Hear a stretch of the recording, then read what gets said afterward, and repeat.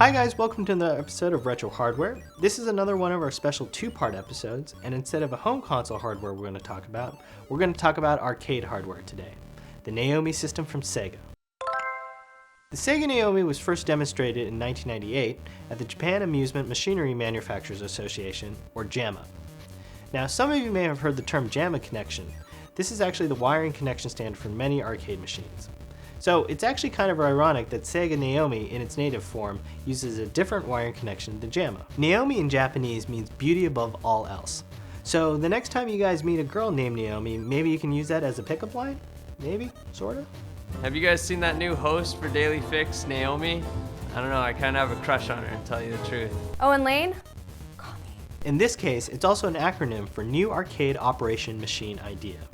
Now, we featured the Sega Dreamcast in one of our earlier episodes, and the Sega Naomi hardware is very similar to the Dreamcast.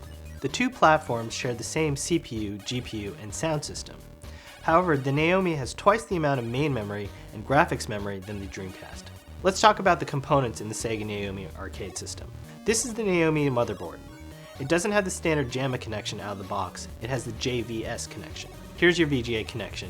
Naomi can run either in high-res 31 kHz or low-res 15 kHz with the flip of these dip switches. So if you want to run these games on low-res, you'll need one of these I/O devices. Here's the useful Capcom one.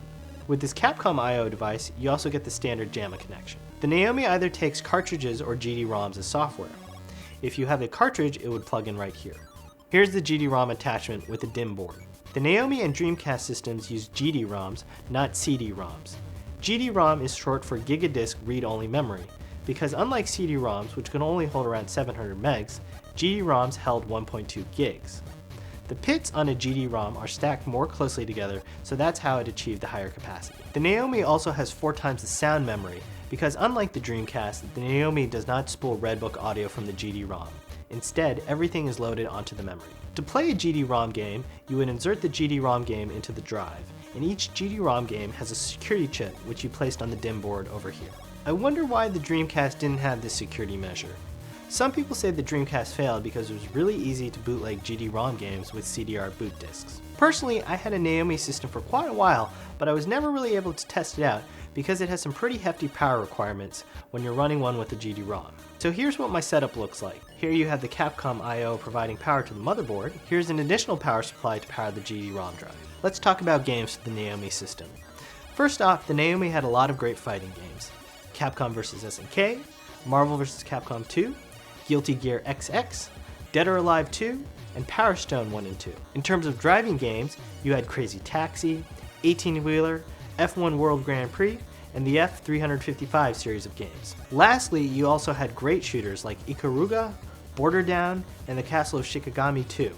It looks like up until 2008, companies were still supporting the Sega Naomi, so it actually had one of the longest lifespans of arcade hardware, second only to the Neo Geo MVS system. That's going to be it for part 1. In part 2, we're going to cover the successor to the Naomi system, the Naomi 2 system, and we've also got a big surprise on our second part, so stay tuned. Thanks for watching, happy collecting.